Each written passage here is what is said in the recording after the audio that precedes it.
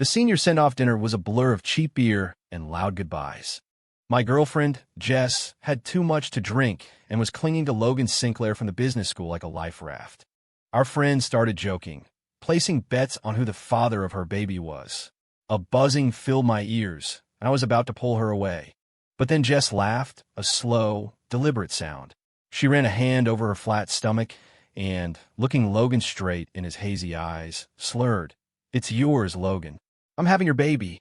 The table went dead silent for a second before erupting in a roar of exaggerated gasps and whoops. My hand, hidden beneath the table, started to shake. I dug my fingernails into the rough, splintery wood until the pain was sharp enough to stop the trembling. In that moment, I felt something essential inside me just break. I forced a numb smile, grabbed a beer bottle, and started topping off their glasses. "Well," I said, my voice too loud, "congratulations are in order, then." The beer overflowed, the icy liquid spilling over my hand. I flinched, and a single hot tear rolled down my cheek. One.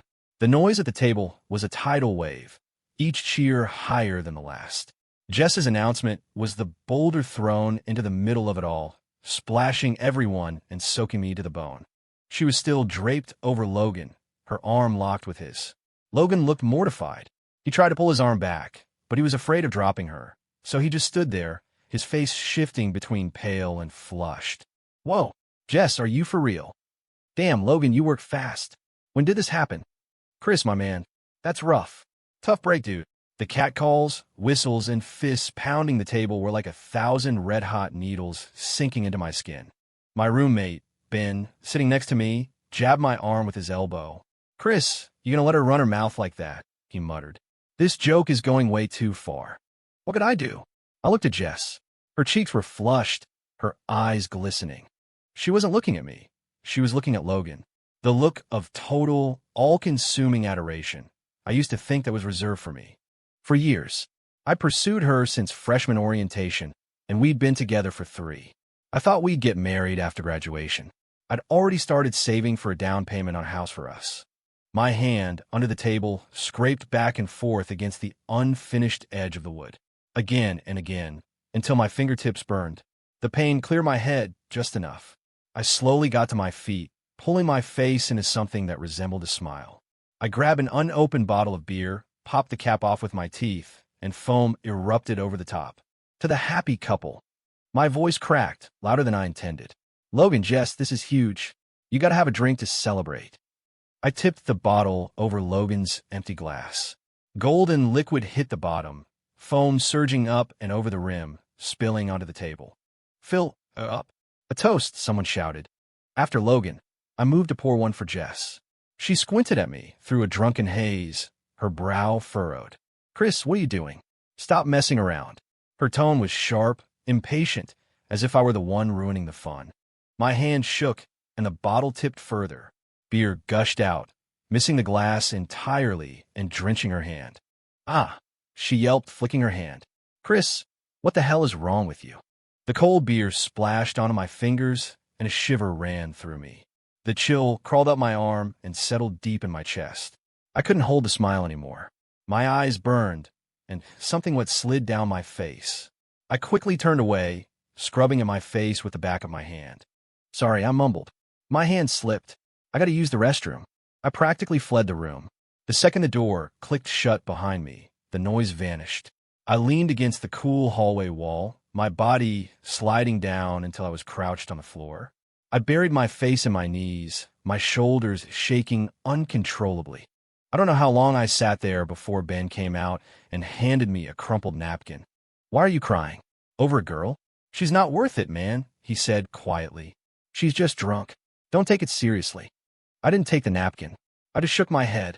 It didn't matter if she was drunk. What mattered was that in front of everyone, she chose Logan. She had taken everything I'd given her, all my love and commitment, and turned it into a punchline. Ben sighed and sat down on the floor next to me. "Come on, I'll help you get her home. She's too wasted to cause any more trouble." I nodded, using the wall to pull myself up, my legs numb. Back in the private room, the party was winding down. Jess was slumped over the table, apparently asleep. Logan was gone, probably slipped out when he had a chance. Ben and I hoisted Jess up between us and said our goodbyes. The night air was cold on the walk back. Jess was muttering something under her breath. I leaned in closer to hear. She was saying Logan's name. 2. Getting Jess back to our small off-campus apartment took everything Ben and I had. She wasn't heavy, but she was dead weight, limp, and uncooperative. The moment we were inside, she wrenched free and collapsed onto the sofa. "Water," she mumbled. "I need water." Ben was panting, slumping onto the rug. "All right, she's delivered. The rest is on you. Chris, try not to overthink it. Talk to her tomorrow when she's sober." I nodded, my voice raspy. "Thanks, man." "Don't mention it," Ben said, getting up and clapping me on the shoulder. "Call me if you need anything." I locked the door after him, and the world went silent. Only a single floor lamp was on, casting a dim, yellow glow that stretched Jess's shadow across the floor. I got her a glass of water and went to the couch, reaching out to help her sit up. The second my hand touched her shoulder, she swatted it away and rolled over to face the cushions. "Don't touch me," she said, her voice thick. My hand froze in midair. I slowly pulled it back. I placed the water on the coffee table and sat in the armchair across from her, just watching her. Every inch of this tiny, 400-square-foot studio was filled with us. Photos from our road trip to Big Bend were taped to the wall. Her collection of vintage band t-shirts was folded next to my programming textbooks on the bookshelf. The succulents we planted together were still alive on the balcony. I used to think this place was our home, the starting point of our future. Now, the small space felt suffocating, choked with humiliation and shame. After what felt like an eternity, Jess stirred and slowly sat up. She rubbed her temples, her eyes still unfocused. She blinked when she saw me. "Why are you sitting over there?" she asked, her voice gravelly from the alcohol. "Where's the water?" I pointed to the coffee table. She grabbed the glass and drank half of it in one go, letting out a long sigh. She seemed a bit more clear-eyed. She looked at me, and I looked back at her. The silence was broken only by the ticking of the clock on the wall, each second a hammer blow to my chest. "Chris," she started, her tone surprisingly calm. "At the dinner, did I say something wrong?" I didn't answer. She frowned, a flicker of annoyance crossing her face. It was the look she always gave me when she thought I was overreacting. "It was a joke, okay? Everyone was messing around. It was just part of the vibe. I was drunk. I said something stupid." "Why are you taking it so seriously?" "Something stupid?" I finally said, my voice calmer than I felt. "Jess, you put your hand on your stomach and told everyone you were pregnant with Logan Sinclair's baby. You call that a stupid joke?" "Well, what else would it be?" she shot back, her voice rising. "Was it real? Do you think I'm actually pregnant?" "You know I'm not." "Chris, can you please stop being so boring? 4 years of college, and you've always been like this. You can't take a joke. You're a buzzkill." "A buzzkill?" I repeated the word, a dull ache spreading through my chest. "You think joking about being pregnant with another guy's kid is funny?" "Yes," she said, standing up to look down at me. "Do you know what Logan's family is like? He's walking into a job at his dad's company. And me? What do I have with you? A future in this 400-square-foot apartment, killing myself for a tiny salary, where we'd have to budget down to the last penny just to think about having a kid." Saying that to him was just satisfying a little curiosity, fantasizing about a different life. Is that so wrong? Her words were a blunt knife, sawing back and forth across my heart. So, all my plans for our future were, in her eyes, just killing myself for a tiny salary. So, all my love and my promises couldn't compete with her cheap fantasy. "So you feel like you're settling?" I said. She hesitated, then lifted her chin defiantly. "I just think it's not fair. Why do some people get everything handed to them, while we have to work so hard?" "Then go find Logan," I said, standing up to face her, looking her straight in the eye. "Go find a guy who can give you an easy life. But don't stay here with me, letting me take care of you while you dream about someone else." My words hit their mark. Jess's face went pale. She probably didn't expect me to be this harsh. Her lips trembled, and her eyes welled up. Tears started to fall. "Chris, why do you have to talk to me like that?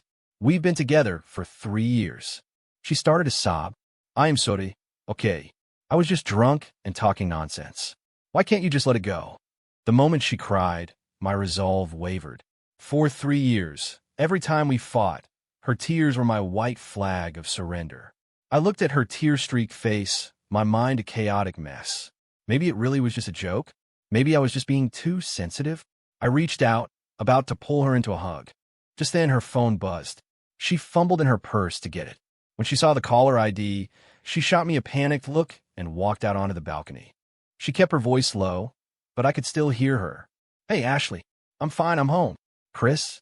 He's pissed. What do you expect? He's making a big deal out of nothing. It's so annoying." 3. We didn't sleep in the same bed that night. I took the couch. In the middle of the night, I heard her tossing and turning, followed by the faint sound of crying. My own heart ached with every sob. I finally drifted off into a fitful sleep as the sun began to rise. The next morning, I woke up to the smell of something cooking. I opened my eyes to see Jess in the tiny kitchenette, wearing an apron. Bacon was sizzling in a pan. She rarely cooked. In 3 years, I could count the number of times she'd made a meal on one hand. She heard me get up and turn around, giving me a small smile. Her eyes were puffy. "You're awake? Go get washed up. Breakfast is almost ready." On the small table were scrambled eggs, toast, and a glass of orange juice. She pushed the plate with the perfectly cooked eggs toward me, keeping her head down. "Chris, I'm sorry," she said softly. "I was awful yesterday. I'm an asshole. I shouldn't have said those things to hurt you." Her apology was the first crack in the wall I'd built around myself. I started eating, saying nothing. "I told Ashley everything," she went on. "She yelled at me, too. Said I went way too far. I promise I'll never do it again, okay? Please don't be mad at me anymore." She looked up at me, her eyes pleading. What was I supposed to say? You don't just throw away 3 years of history. I sighed. "Jess, I'm not mad. I'm just hurt. I don't know what I am to you anymore. You're the most important person to me," she said instantly, reaching across the table to grab my hand. "It's you. No one else. As for Logan, I'll stay away from him from now on. Can we just forget about yesterday and start over? Please." Her hand was warm, her voice sincere. The last of my defenses crumbled. "Okay," I said. After breakfast, the tension eased. Jess insisted on doing the dishes, then curled up next to me on the couch, talking about job applications like nothing had happened. Everything seemed to be back to normal. I told myself it was just a stupid, drunken mistake. It was over. That afternoon, I started feeling weak and feverish. A chill ran through me. I probably caught a cold from the draft in the hallway and sleeping on the couch. I took my temperature, 101.5. Jess noticed how pale I was and felt my forehead. "You're burning up," she gasped. She frantically searched the apartment for medicine, brought me water, and put a cool washcloth on my head. Watching her fuss over me, I felt a warmth spread through my chest. Maybe she did still care about me. I took some Tylenol and fell into a heavy, feverish sleep. In my dream, I was back at the send-off dinner. The jeers and laughter echoed around me, and Jess's voice, saying, "I'm having your baby," played on a loop. I woke with a jolt, drenched in sweat. The fever hadn't broken. If anything, it felt worse. I sat up, dizzy. Jess was gone. A scribbled note was on a coffee table. "Going shopping with Ashley. Dinner's on you. Meds on the nightstand. Don't forget to take them." I grabbed my phone, wanted to call her, and ask her to come home early. It rang for a long time before she picked up. "Hello? Chris, what's up?" It was loud in the background, like she was at the mall. "Jess, my fever's worse. Can you come home soon?" My voice was so weak I could barely recognize it. There was a pause on the other end. Then Jess's voice, laced with annoyance. "Didn't you take the medicine? For a fever, you just need to drink water and sleep. You're a grown man. Stop being so dramatic. Ashley and I are in the middle of shopping. I can't just leave. Go to an urgent care clinic or order some more medicine on DoorDash if you need to. Look, I gotta go. Ashley's waiting." She hung up. I lay in bed, staring at the ceiling, listening to the dial tone. My body was on fire, but my heart was turning to ice. I struggled out of bed, changed my clothes, and decided to go to the clinic myself. Just outside my apartment building, a wave of dizziness washed over me. I grabbed onto a tree to keep from falling. At that moment, my phone vibrated. It was a notification from Instagram. A new post from Jess. It was a photo. The background was a trendy dessert spot at the Domain. There were 2 people in the picture. One was Jess, smiling and flashing a peace sign. The other person was Logan Sinclair. He was standing next to her, holding several shopping bags, a look of indulgent annoyance on his face. The caption read, "Look who I ran into. Someone insisted on treating me, and who am I to say no?" The first comment was from Ashley. "Ran into? Yeah, right. More like a planned ambush. LOL." Jess had replied with a blushing emoji. I stood there under the hot Texas sun, holding my phone, a chill spreading through my limbs. So, she wasn't shopping with Ashley. So this was what staying away from him looked like. So, while I was sick in bed, she was on a date with another man. I couldn't hold on any longer. The world went black, and I collapsed. 4. I woke up in a hospital room. White walls, white sheets, and the sterile smell of antiseptic. Ben was sitting by the bed, peeling an apple. When he saw I was awake, he put the knife and apple down and felt my forehead. "Fever's down. You scared the hell out of me, man." My throat was so dry I couldn't speak. Ben poured me a glass of water and helped me sit up to drink it. The doctor said it's acute tonsillitis and a viral infection. The high fever made you pass out. Luckily, a bystander called 911 for you. "They found my number in your emergency contacts," he said, handing me the peeled apple. "Where's Jess?" "You're in the hospital. Where is she?" I shook my head, pushing the apple away. I took out my phone, pulled up her Instagram post, and showed it to him. Ben's expression hardened. He slammed the phone down on the bedside table with a loud crack. "That bitch," he seethed. "Chris, do you finally see her for who she is now?" I closed my eyes, not answering. It was more than just seeing her. My heart had been crushed, and she was the one who had done it. I stayed in the hospital overnight and checked myself out the next morning. Ben insisted on driving me back to the apartment. Back at the place I once called home, I unlocked the door. Jess was on the couch with a sheet mask on. She jumped when she saw me and Ben, then stood up awkwardly. You're back. Why didn't you answer your phone yesterday?" she asked. He was lying in a hospital bed. How was he supposed to answer? Ben snipped. Jess's face paled. "The hospital? What happened? Is it serious?" She came over, reaching out to feel my forehead. I took a step back, avoiding her touch. Her hand hung awkwardly in the air. "Jess," I said, my voice terrifyingly calm. "We're done." Jess froze, her expression hidden behind the white mask. "What did you say?" I said, "We're breaking up." I repeated, enunciating every word. "I'm moving out at the end of the month. You should find some time to get your stuff." "Chris, are you insane?"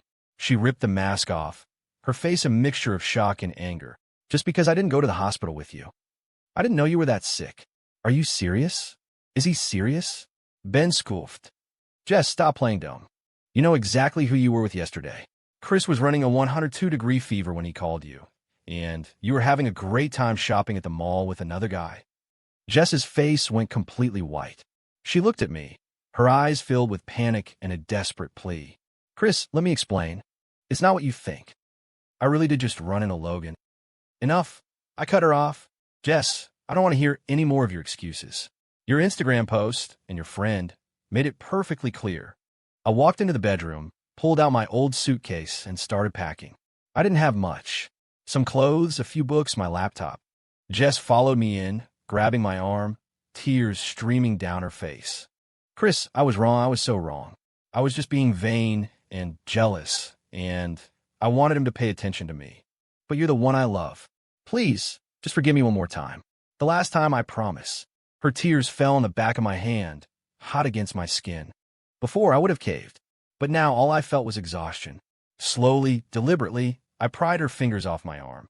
"Jess, at the send-off dinner, you told everyone you were having Logan's baby.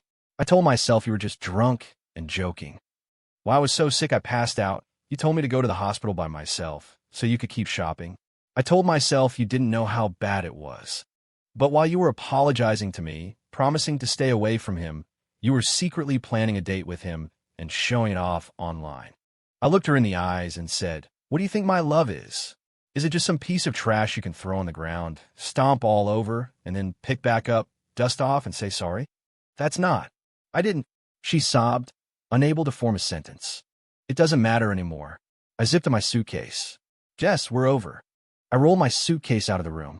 As I passed her, I didn't even glance in her direction. Ben was waiting for me at the door. I walked to the entryway, put on my shoes, and put my hand on the doorknob. "Chris," Jess's voice came from behind me, sharp with desperation. If you walk out that door today, we are done for good. My hand paused. Don't you dare regret this, she screamed. I didn't turn around. I opened the door.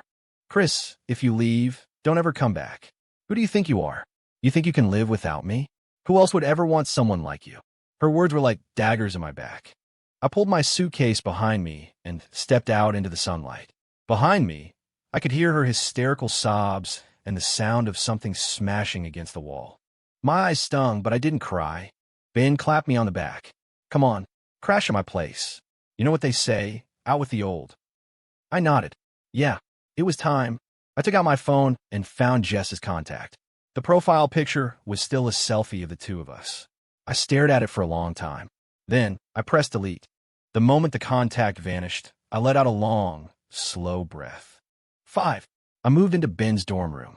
It was graduation season, so the building was mostly empty. Ben had gotten extension on his housing while he studied for the GRE. His small room was crammed with textbooks, and my suitcase was shoved into a corner. Sorry it's a bit rough, man. Just for a little while, Ben said, handing me a bottle of water. After my exam, we could get a decent place together. This is fine, I said. That night, I lay awake on the hard mattress, staring at the ceiling. The last few days played over and over in my head. Jess's smile, her tears, her final, screamed words. Who else would ever want someone like you? It felt like a stone was sitting on my chest, making it hard to breathe. The next day, I forced myself to get up. I started polishing my resume and applying for jobs. I couldn't afford to fall apart. I needed a job, a paycheck, a reason to stay in this city. I poured all my energy into the job hunt. Interviews, coding tests, more interviews. A week later, I landed an offer from a tech startup as a software engineer. The pay was better than I'd expected. On my first day, I wore a new button-down shirt and made sure I looked presentable. Looking in the mirror, I saw a stranger. I was thinner, tanner, and the light in my eyes was gone. The pace at the new company was relentless.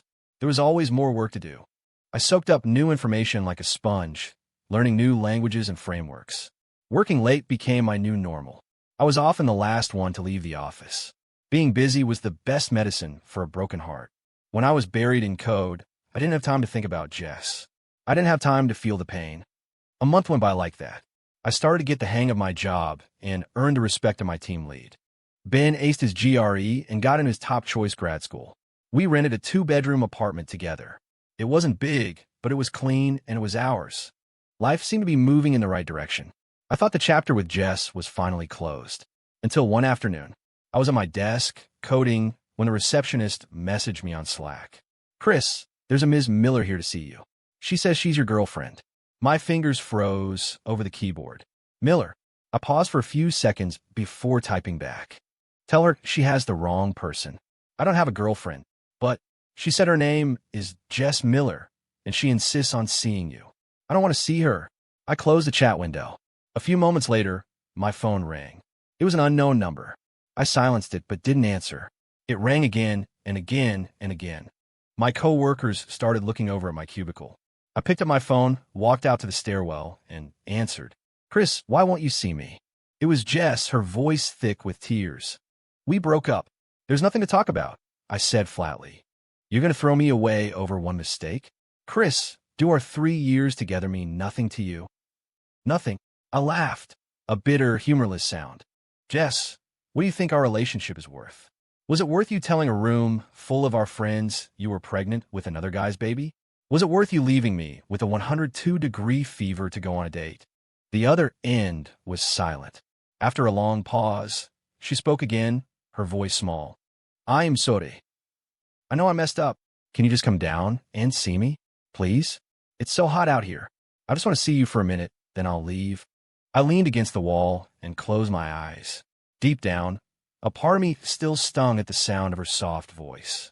But my rational mind knew I couldn't give in. Jess, stop coming here. We're over. I hung up and blocked the number. Back at my desk, I stared at the lines of code on my screen, but the words were a blur. When it was time to leave, I took the back exit. I don't know how long she waited or when she finally left. All I knew was that I couldn't let her back into my life. But I had seriously underestimated Jess's persistence. 6. She didn't come to the office the next day. I thought she had given up. That evening, Ben and I were eating at a taco truck near our apartment. Halfway through our meal, Ben's phone rang. He glanced at the screen, frowned, and put it on speaker. It was Ashley. "Ben, are you with Chris?" Put him on the phone. Ashley sounded frantic. "He doesn't want to talk to you." "What do you want?" Ben said. "Then you make him listen." Ashley's voice rose. Jess waited for him outside his office all afternoon. She got heat stroke and had to go to the hospital. She's on a 4-drip right now. How can you guys be so heartless? What does Chris want? Does he want to drive her to her death before he's satisfied? My 4 clattered onto my plate. Ben scoffed. "Ashley, get your facts straight." Jess chose to wait there. Nobody forced her. Where was she when Chris was sick? And now she gets a little heat stroke, and you're trying to guilt trip us? That's not how it works. It's not the same. Jess just made a mistake. She knows she was wrong, and she only loves Chris. Why can't he give her another chance? A chance? Ben's voice turned cold. Did she give Chris a chance when she humiliated him in front of all their friends? Did she give him a chance when he passed out from a fever while she was out shopping with Logan? Ashley, have some decency. Just because you're her friend doesn't mean you can ignore the facts. The other end was silent for a moment. Finally, Ashley yelled, "Whatever. Jess is in the ER at St. David's. Come or don't. I don't care." She hung up. The food truck park was loud, but I could hear my own heart pounding in my ears. "Don't go," Ben said, looking at me. "If you go, all this will have been for nothing." I nodded and picked up my fork, forcing myself to eat. The taco tasted like cardboard. I barely slept that night. My mind kept replaying images of Jess crying and begging, then flashing to the picture of her and Logan. The next morning, I went to work with dark circles under my eyes. As I approached my office building, I saw a familiar figure. Jess. She was wearing a white sundress, her face pale and her lips chapped. She looked fragile. She saw me, and her eyes lit up. She hurried over. "Chris." I stopped looking at her. Why didn't you come see me yesterday?" Her eyes were red. "I thought you would at least worry about me." "Jess," I said, my eyes fixed on the bandage taped to the back of her hand. "I've already made myself clear. We're done. You need to stop doing these pointless things." "Pointless?" she cried. "I love you. I'm trying to win you back. How is that pointless? Chris, look at me. Do you really feel nothing for me anymore?" She reached for my hand. I stepped back out of her reach. Coworkers were starting to walk past, glancing in our direction. "Please don't come to my office again. I don't want my personal life affecting my job," I said coldly, then turned to leave. "Chris," she called out behind me. "Did you find someone else?" I ignored her and walked quickly into the building. As the elevator doors closed, I saw her sink to the ground, burying her face in her hands. My entire day was ruined. That afternoon, my manager called me into his office. "Chris," he said, his expression serious. "Is everything okay? Your focus hasn't really been here lately." I looked down. "I'm sorry, sir. I've been dealing with some personal stuff, but it won't affect my work anymore. I promise." "Look, breakups are normal for people our age," he said with a sigh. "But the office is a place of business. Your ex-girlfriend making a scene out front this morning. It doesn't look good. HR already spoke with me. You need to handle it. She's not my girlfriend." I corrected him. "We broke up." "All right, just as long as you know," he said, waving me off. "Get back to work." Walking out of his office, I felt a wave of humiliation wash over me. I was trying so hard to build a new life, to move forward. But Jess was like a ghost, haunting me, messing up my life, and now threatening my job. I couldn't let this continue. 7. I had to end this with Jess, once and for all. After work, I didn't try to avoid her. I walked straight out the front door. Sure enough, she was still there. She'd moved to a bench by a planter, and she shot to her feet the moment she saw me. Her eyes were red and swollen. She'd clearly been crying for hours. I walked right up to her. "Chris, you're finally seeing me?" she asked, her voice hoarse but hopeful. "Jess, this is the last time I'm seeing you," I said calmly. "We need to talk."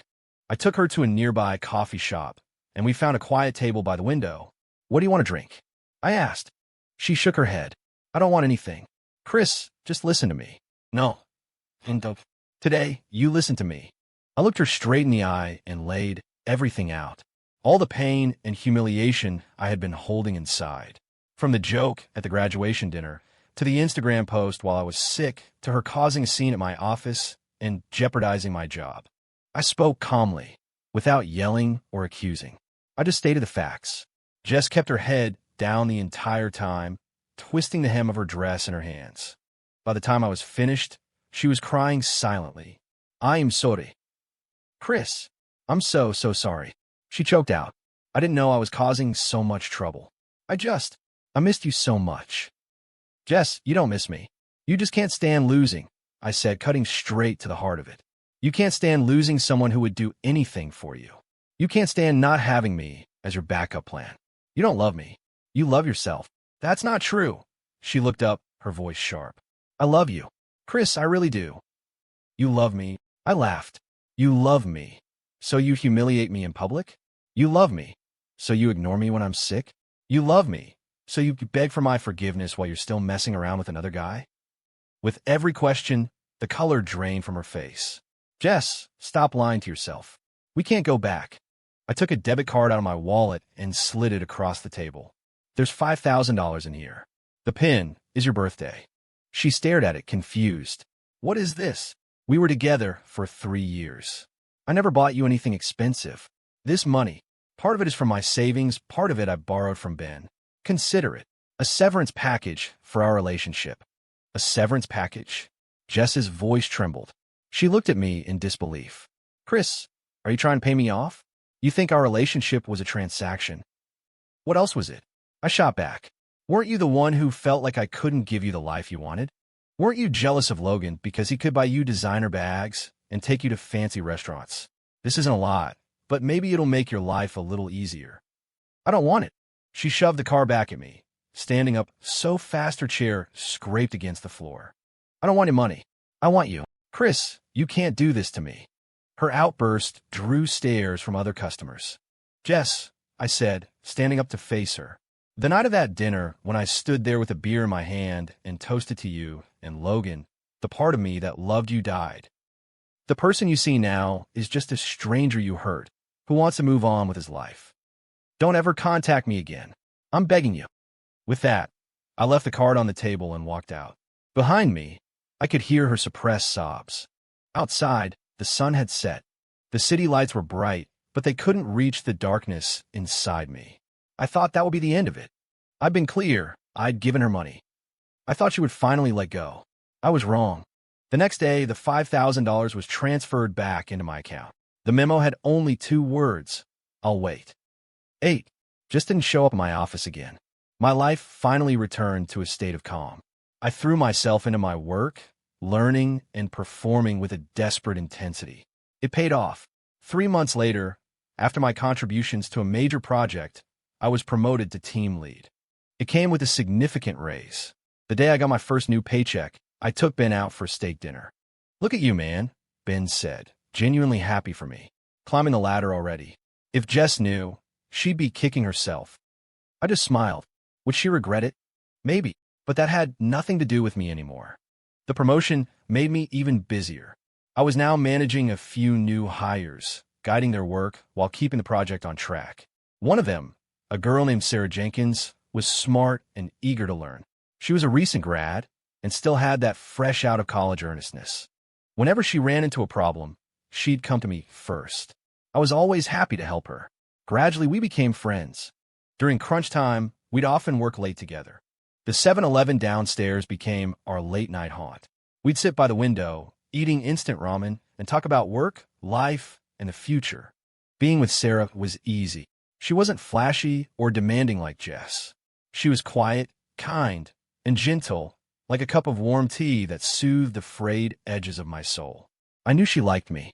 I could see it in the way she looked at me, a light that I once saw in Jess's eyes. But I wasn't ready for a new relationship. The scar on my heart had healed, but it was still tender to the touch. I consciously kept a professional distance. Outside of work, I rarely contacted her. Until the company holiday party.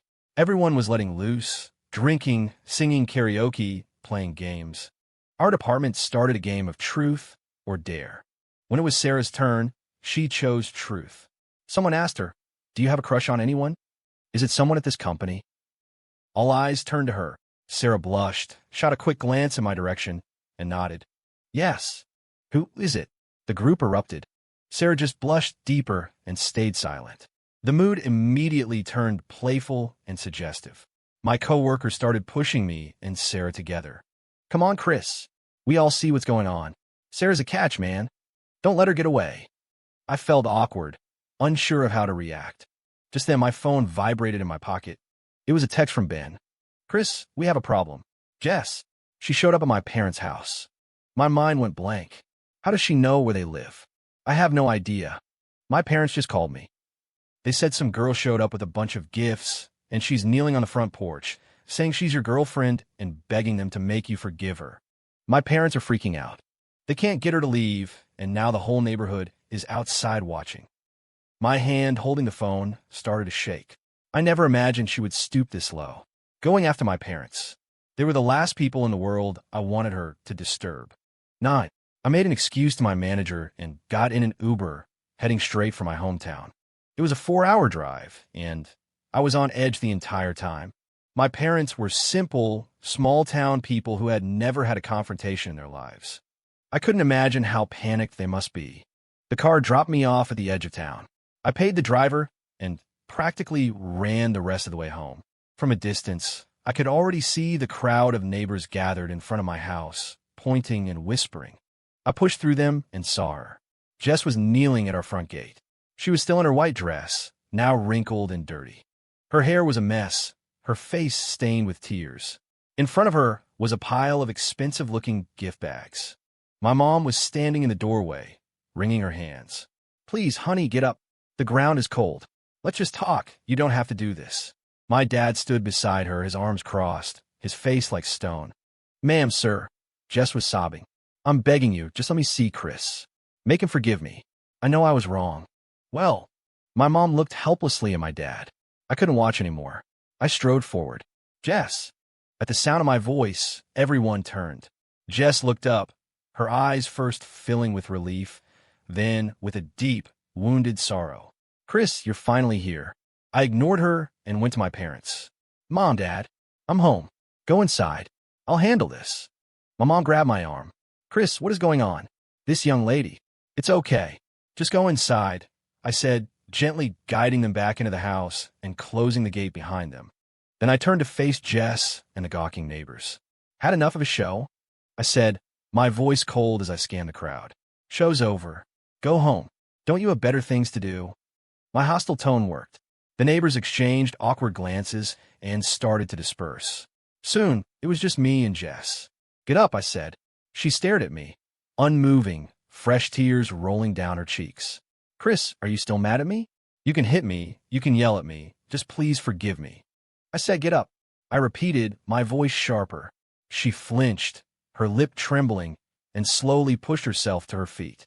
She had been kneeling for so long that she stumbled. I stood my ground. I didn't move to help her. Jess, I said, looking at her with a calm disgust I had never felt before. What is your endgame here? First, you make a scene at my job. Now you come to my family's home.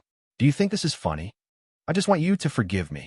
You want me to forgive you, so you harass my family? You make it so my parents can't face their neighbors?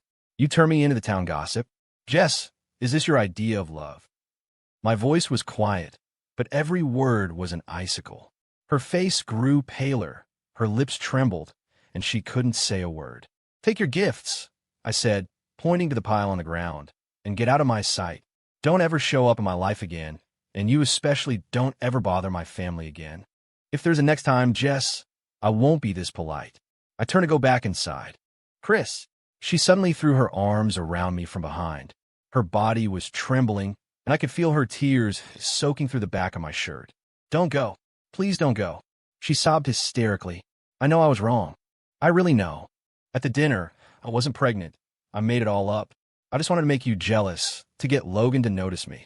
I'm a horrible person. I'm trash. She finally admitted it. The lie that had made me a laughingstock. But hearing it now, I felt nothing. I pried her arms off me. I told you, it doesn't matter anymore. I turned to face her, looking at her tear-ravaged face. Jess, do you know what the most disgusting part of all this is? It's not that you're materialistic. It's not that you were flirting with Logan. It's not even the lie you told. It's that you never, ever respected me. You took my love for granted. You used my patience as an excuse to be reckless. You gladly accepted everything I did for you. And then, without a second thought, you threw me under the bus to impress someone else or to have a punching bag for your emotions.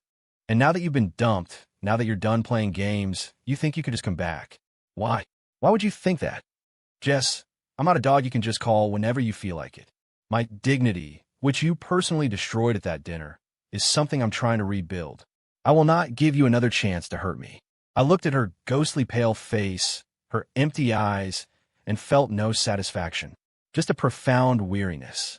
Leave, I said, before I call the police. Without another glance, I walked back into the yard and locked the gate. I looked at Jess, the woman I once loved more than anything, and felt nothing but cold indifference. She's right. Jess, I told you a long time ago. We're over. This is my best friend's wedding.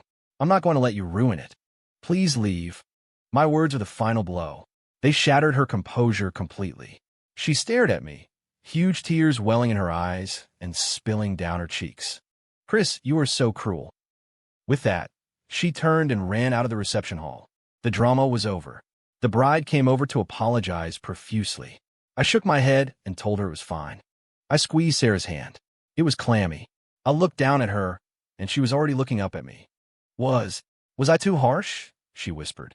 I smiled and kissed her on the forehead. No, I said. You were amazing. 11. After Ben's wedding, Jess disappeared from my life completely. I heard bits and pieces about her from Ashley over the years. She and Logan had broken up not long after graduation. Apparently, his parents looked down on her family's financial situation, and Logan was never that into her to begin with. Once the novelty wore off, he lost interest. After that, Jess bounced between jobs, never staying anywhere long. She had high expectations, but lacked the skills or work ethic to back them up. She dated a few other guys, but nothing ever lasted. None of them, it seemed, were willing to put up with her temper and her vanity the way I had. Hearing all this, I didn't feel any satisfaction, just a kind of distant sadness. Time heals everything. 2 years later, Sarah and I got married. We used our savings for a down payment on a small, cozy condo in the city. My career was thriving. I was a senior engineer, a key member of my team. Sarah had grown from a shy new hire into a confident and capable project manager. Our life was simple, and we were happy. Sometimes I think about Jess, the girl who humiliated me at our graduation dinner, the girl who abandoned me when I was sick, the girl who knelt at my parents' door and begged me to come back. The memories no longer hurt. They were like watching an old movie. The images faded, the plot points hazy. She was a deep scar from my youth, but it had healed over. A year after that, our daughter was born. Our lives became a whirlwind of crying, laughing, and sleepless nights. It was chaotic but full of hope. One day, I was at the mall with Sarah and the baby. As we were about to enter a bye-bye baby, I saw a familiar figure. It was Jess. She was even thinner than before. She wore a sharp business suit that looked expensive, but her face was etched with a fatigue she couldn't hide. She was on the phone, her tone sharp and impatient. I already told you, that proposal won't work. Can you people please just use your brains? She ended the call and rubbed her temples, frustrated. When she turned, she saw us. Her eyes landed on the baby in my arms, and she froze. Sarah saw her too. She gave me a small, knowing smile and pushed the stroller into the store, giving us a moment. In the wide, empty walkway, it was just me and Jess. We stood a few feet apart, looking at each other. She was the first to speak. Is that your baby? Her voice was rough. Yeah, I nodded. A girl. She's a month old. She's beautiful, she said, forcing a smile that looked more painful than happy. Congratulations. Thanks. An awkward silence fell between us. Two people who were once inseparable, now struggling to find a single thing to say. Are you doing okay? She finally asked. I'm great, I said, my gaze drifting into the store, where Sarah was looking at tiny dresses. A genuine smile spread across my face. I'm very happy. My happiness was a needle that pricked her eyes. They started to well up. Chris, she said, her voice trembling slightly. Can we still be friends? I looked at her for a long moment. Then I shook my head. No, Jess, we can't be friends. A good ex is one who stays in the past. I hope you find what you're looking for. With that, I gave her a polite nod, turned, and walked into the warm, bright light of the baby store. I didn't look back. I don't know how long she stood there, or what expression was on her face. It didn't matter anymore. I walked up to Sarah and wrapped my arms around her from behind. "What's wrong?" she asked. "Nothing," I said, resting my chin on her shoulder and looking at our family's reflection in a nearby mirror. "I was just thinking about how happy I am." And I was. I once thought losing Jess meant losing my whole world. It turned out that by letting her go, I had gained a new one. Some people come into your life just to teach you a lesson, and then they leave.